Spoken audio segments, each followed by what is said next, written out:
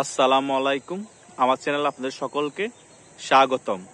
আমেরিকার সাবেক president John F Kennedy একটি কথা বলেছিলেন। তিনি বলেছিলেন, সফলতার 100 পিতা, ব্যর্থতা অনাথ। রাজনীতিও তেমন। আপনি যখন রাজনীতিকভাবে অনেক সফল হবেন, অনেক নাম সুনাম কামিয়ে ফেলবেন, তখন আপনার পিছে মানুষের অভাব হবে না, আপনাকে বাহবা দেওয়ার মানুষের অভাব হবে না। আপনি যখন অনেক খারাপ কাজ করার পরেও মানুষ আপনাকে বাহবা দিবে, আপনার বদনাম করবে না, কারণ আপনি একজন সফল রাজনৈতিকবিদ। যখন আপনি রাজনীতিতে অনেক ভালো কাজ করার পরও, মানুষের উপকার করার পরও কোনো কারণে আপনি ব্যর্থ হয়ে গিয়েছেন, তখন আপনার পিছে মানুষ আর থাকবে না, আপনার জানাজার পর্যন্ত মানুষ হবে না। এটাই আমাদের বাংলাদেশ, এটাই আমাদের বাংলাদেশের রাজনৈতিক বাস্তবতা। রাজনীতিকবিদরা যখন ক্ষমতায় থাকে, রাজনীতিকবিদরা যখন আপনার মন্ত্রী পদে থাকে, এমপিতে থাকে, তখন সে খারাপ কাজ করলেও তাকে আমরা বাহাবা দিই, পিছে অনেক সুনাম করি, তার সামনেও সুনাম করি। কিন্তু যখন তার পতন হয়ে যায়, তার পা থেকে মাথা পর্যন্ত শুধু বদনাম, গালি গালাস। তার জানাজা তো আমরা যেতে চাই না, জানাজা যাওয়ার আগেও বলি সেই মানুষটা খারাপ ছিল, গালাগালি করি। কেন জানেন? কারণ আমরা সফল ব্যক্তিকে পছন্দ করি, সে খারাপ হলো। সেই কারণে আমাদের বাংলাদেশের রাজনীতির প্রেক্ষাপট পরিবর্তন হয় না। কেন হয় না জানেন? কারণ সফলতা যদি সে অর্জন করতে না পারে, তার পিছিয়ে তো আপনার থাকবেন না, তার গুণগান গাবেন না। কারণ বাংলাদেশের মানুষ তার সুনাম শুনতে, সামনেও শুনতে পছন্দ করে, পিছিয়ে শুনতে পছন্দ করে। তাই খারাপ কাজ করে সে টাকা পয়সা কামিয়ে হলো, তাকে বড় মানুষ হতে হবে, তাকে সফল হতে হবে এই সুনাম কামানোর জন্য। আমেরিকার প্রেসিডেন্ট জন এফ কেনেডি এমনিতেই কথা বলে নাই, সফলতার 100 পিতা, ব্যর্থতা অনাথ। কারণ আপনি যখন সফল হবেন, তখন সকলেই বলবে যে আপনার পাশে আমি ছিলাম, আপনি এই কাজটা যখন করছিলেন, আপনাকে সাপোর্ট করছিলাম, এটা দিয়ে সহযোগিতা করছিলাম, আপনার মিটিং মিছিলে আমি 100 মানুষ দিয়েছিলাম, 200 মানুষ দিয়েছিলাম, আপনাকে আমি 5,000 টাকা দিয়েছিলাম, আপনাকে এই দিকে সাপোর্ট করেছিলাম। আপনি যখন গেঞ্জি দরকার ছিল আপনার মিটিং এ সকলকে এক কালার গেঞ্জি পরাবেন, তখন আমি ওই গেঞ্জিটার জন্য ডোনার হয়েছিলাম। আপনার মাথার এই প্রোগ্রামের ক্যাপ আমি দান করেছিলাম। যখন অনেকজন আপনার পাশে আসি এই জিনিসগুলো বলার জন্য দাঁড়িয়ে যাবে, যখন আপনি ব্যর্থ হবেন, তখন আপনার পাশে কেউ থাকবে না। আর এই জিনিসগুলো দেওয়া তো পরের হিসাব, ডোনার তো দেওয়া পরের হিসাব, শুধু বদনামের ভাগিদার হবেন। আমি তো আরেকটু আগেও বলেছি যে আপনার জানাজায় পর্যন্ত মানুষ হবে না। এটাই বাংলাদেশের রাজনীতি।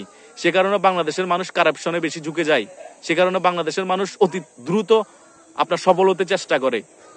তাই নয়, আমাদের সাবেক শীর্ষধনী পুরো বিশ্বের বিল গেটস কেন এত সফল হয়েছিল? বিল গেটস এত বিলিয়ন টাকার মালিক হওয়ার পর সে লাইনে দাঁড়ায়, বার্গার খেতে দাঁড়ায়, লাইনের দাঁড়ায় এরা আপনার শপিং করে, জামের মধ্যে ঢুকে শপিং করে। তার মধ্যে কোনো অহংকার নেই, তার মধ্যে সফলতা অনেক বেশি থাকার পরও তার মধ্যে কোনো আপনার অহংকার দেখা যেত না, গাম্ভীর্য দেখা যেত না।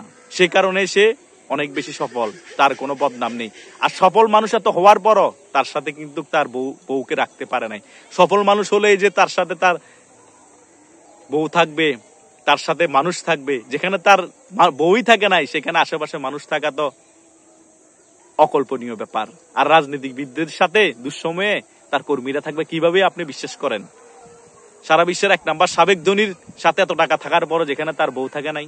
আর রাজনীতিবিদরা আপনারা কিভাবে চিন্তা করেন যে দুঃসময়ে আপনাদের সাথে কর্মীরা টাকা পয়সা দেওয়া ছাড়া নিঃস্বার্থভাবে খাটবে, নিঃস্বার্থভাবে দৌড়াবে?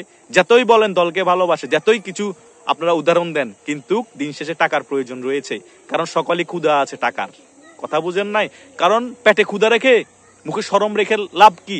আপনি তো মারা গেলে আর বলার সুযোগ পাবেন না। তাই এখন বলতে হবে, সকল নেতাদেরকে সবসময় মাথা রাখতে হবে, কোনো কাজ করাতে হলে টাকা খরচ করতে হবে। কেন খরচ করতে হবে? সকলেরই ক্ষুধা আছে, সকলেরই পরিবার আছে। আপনি যেরকম নিজে চিন্তা করে অনেক টাকা কামিয়েছেন, দুর্নীতি করে কামান আর সৎভাবে কামিয়েছেন, তো সেগুলো দলের প্রয়োজন, আপনাকে খরচ করতে হবে। দুঃসময়ে দলকে দিতে হবে, দলের কর্মীদেরকে দিতে হবে, দলের কর্মীদের খবর নিতে হবে। প্রত্যেকটা প্রোগ্রাম কর্মসূচি আপনারা দেন, কয়জন কর্মীকে আপনারা টাকা দিচ্ছেন? কয়জন কর্মীকে আপনারা খোঁজখবর নিয়ে ফ্যামিলিতে টাকা দিচ্ছেন? কয়জন কর্মীকে আপনারা প্রোগ্রামের নামতে বলে ফান্ডিং করছেন? কয়জন এমপি মন্ত্রী একটা ফান্ডিং করে ওখানে টাকা দিচ্ছেন? 1,000 কোটি টাকার কথা বলা হয় প্রোগ্রামের জন্য, আপনারা একটা ফান্ডিং করেছেন, ওই 1,000 কোটি টাকা কোথায়, কাকে দিচ্ছেন? এক একজনের নাম বলে এক একজনের টাকা এখনো খেয়ে ফেলতেছেন দলের এই খারাপ সময়। আমি তো ইউটিউবিং করছি, আমি তো একটা দলকে সমর্থন করি, আমি তো এখন 1 টাকাও পেলাম না কোনোভাবে, কারো কাছে আমি এখনো তো কোনো টাকাও চাইলাম না। তো সে কারণে কি আমি দলকে সমর্থন করব না? অবশ্যই করব। কিন্তু আপনাদেরও কর্তব্য আছে খারাপ সময়ে কর্মীদের পাশে দাঁড়ানো। এই কর্মীরাই কিন্তু বাংলাদেশ আওয়ামী লীগকে টিকিয়ে রেখেছে। আপনাদের মতো হাইব্রিডরা বাংলাদেশকে আওয়ামী লীগকে টিকিয়ে রাখে নাই। আপনাদের মতো হাইব্রিডের কারণে আজকে বাংলাদেশ আওয়ামী লীগের এই পরিস্থিতি, আপনাদের মতো এইসব 2 নাম্বার এমপি মন্ত্রী থাকার কারণেই। তা না হলে বাংলাদেশ আওয়ামী লীগের এরকম পরিস্থিতি হতো না। তৃণমূলের কর্মীরা দুর্নীতি করে নাই, চাঁদাবাজি করে নাই, লুটপাট করে নাই। যারা সন্ত্রাস, তারা আওয়ামী লীগ আসলো সন্ত্রাস, বিএনপি আসলো সন্ত্রাস। তারা যে কোনো দল আসে তার সাথে ভিড়ে যায়, দুর্নীতি করে, চাঁদাবাজি করে, নেশাগ্রস্ত জিনিস বিক্রি করে, ফেন্সিডার বিক্রি করে, ইয়াবা বিক্রি করে, সেটা অন্য বিষয়। দল এক জিনিস, সন্ত্রাসী, চাঁদাবাজি, নেশার দ্রব্য বিক্রি করে আরেক জিনিস।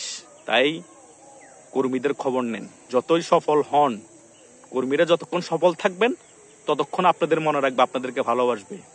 কিন্তু যখন ব্যর্থ হবেন, জানা যায় মানুষ হবে না, কিন্তু দলকে সত্যিকারে ভালোবাসবে। ধন্যবাদ সকলকে।